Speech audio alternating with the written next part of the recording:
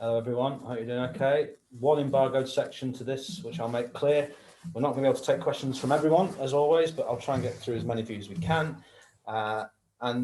Vinny can kick us off, and then it looks like Ian Kennedy's next. So. Hi, Jurgen. Hello. Good to see you. And just to start with, what impact will this week's investment in FSG have on your recruitment plans, your budget, and potential to do business in this summer's transfer window?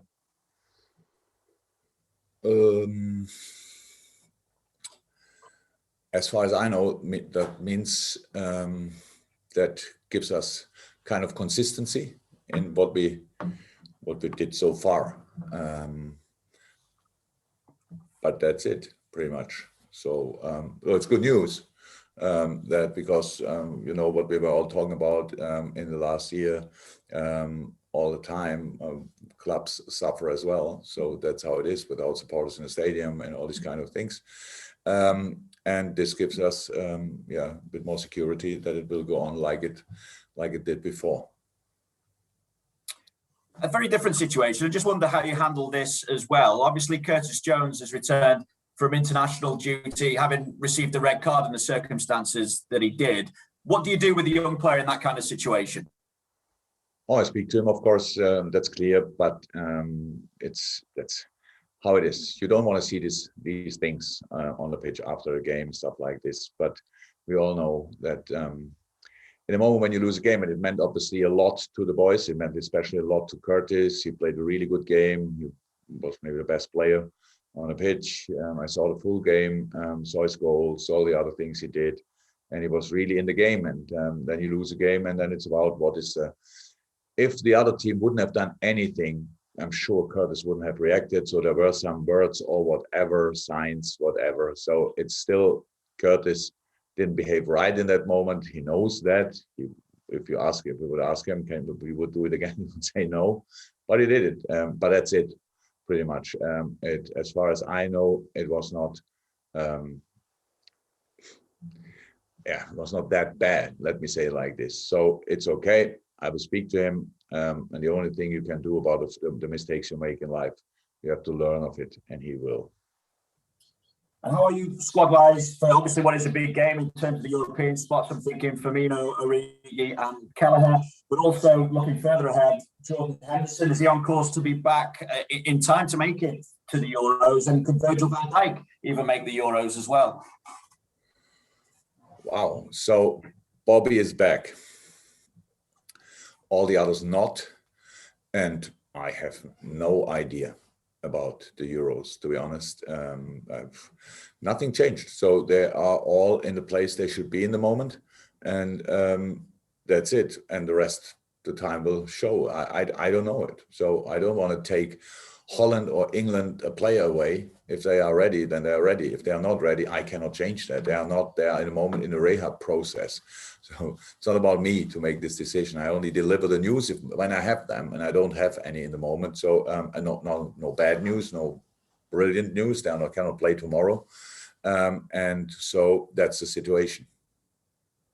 Thank you. Thank you very much, Vinny. Enjoy your weekend. Ian Kennedy for 2 questions for the BBC, and then we'll go to Carl Markham. And at the moment, that's it for the Open, guys, but we'll go to Ian and Carl. Okay. Hi, Jurgen.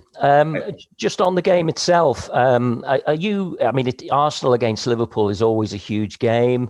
Have you been surprised, though, to see where Arsenal have been over the last couple of seasons when you think of Aubameyang, Lacazette, the quality players that they've got? But this is still a huge test, isn't it?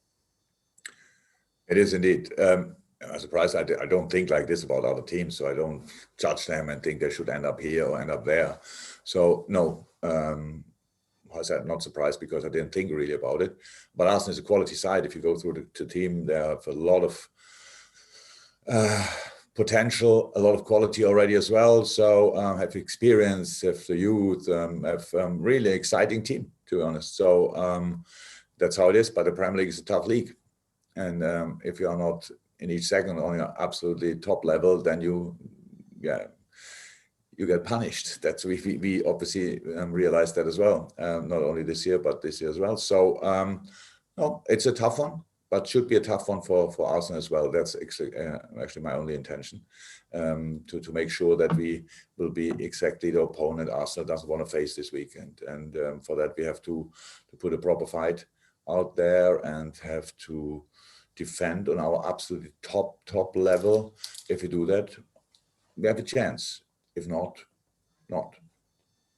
And the Wolves game seems a long time ago now, but now that the international break is out of the way, you're 5 points off fourth, you're in the Champions League, big phase of the season coming up. Does it feel like this is the last sort of phase of the season now? And how confident are you that with a good run, you could really turn around the season, if you like? Oh, unfortunately, we are not living in dreamland. So, but if you would ask me, what do you wish for this last period? I would say, come on, just let's go with all we have for everything what is out there, and then let's have a look what we got for it. And that's exactly how I see it. And of course, obviously, I didn't have a game for around nearly 3 weeks, but most of my players had 3 games. So we have one session together. That's today. But anyway, that's the way we want to see it.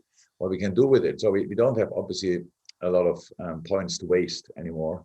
But we have a tough program on top of that, not only in the Premier League, but in the Champions League as well, and these kind of things. So we will not hesitate.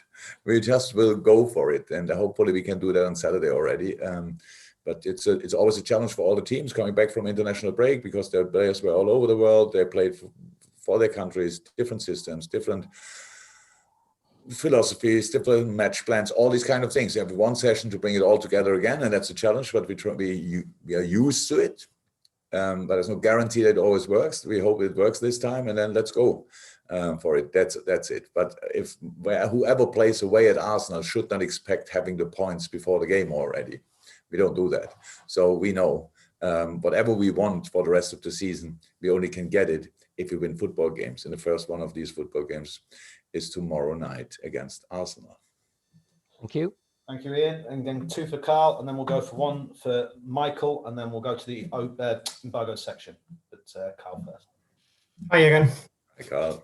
Hi, Jurgen. You talk about the international break providing a disruption, but we've seen Jota score 3 goals for Portugal while he's been out there. That must be a benefit to him and to you, that he's got more game time and he's sharpened himself up a bit. Yeah, absolutely.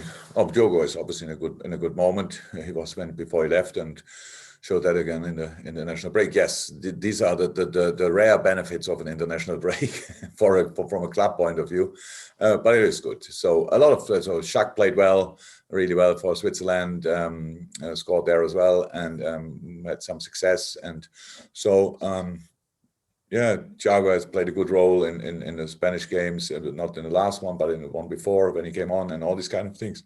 So yes, there are benefits of it, but they are not a lot. So now they are back. They're all healthy. Some of them had real success. Scotland obviously played pretty well. Wales had a surprise. 3 points in the Czech Republic. So a lot of things were going on, and we were here waiting and training that they come back. Now they are back. Now we train again and go again. And I know you hate it when we ask you to give us timescales, but just wondered on Jordan, we've not really had an idea of when you think he might be back. I know people are talking about, is he going to be fit for the Euros and stuff? Have you any idea, any close to knowing when he might be ready for you? No, not really. Sorry, but it will be. What can I say? It's just that he's not here. He's not here in the moment. He cannot train, but he will train in the next days and weeks for sure. So that's how it is. But nothing to say from me. The problem is I'm not a doctor, so I'm not a surgeon. I'm not this and that, and in all the cases. So it's just about time, and if the time will be enough, I have no idea, but I hope so. Thank you. Final question from Michael before we go to the embargo section. Hiya, Jurgen. Hi. Just on Nat Phillips, he's recently been named the Player of the Month, and I just want to ask you about the impact he's made on the side, considering how young he is and literally being thrown in to the deep end, as you call it. How much of an impact has he had on the side? he's not that young anymore. He's young, of course, from my perspective, especially, but he's already a few years out there playing football, which is good, but I couldn't be more pleased for him. I couldn't.